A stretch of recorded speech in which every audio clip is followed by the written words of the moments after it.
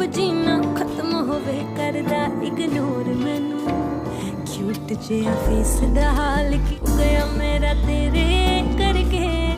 आज चल ब्याह करवाइए लॉकडाउन विच कट होने खर्चे लै दो छल्ला छल्ला डायमंड दा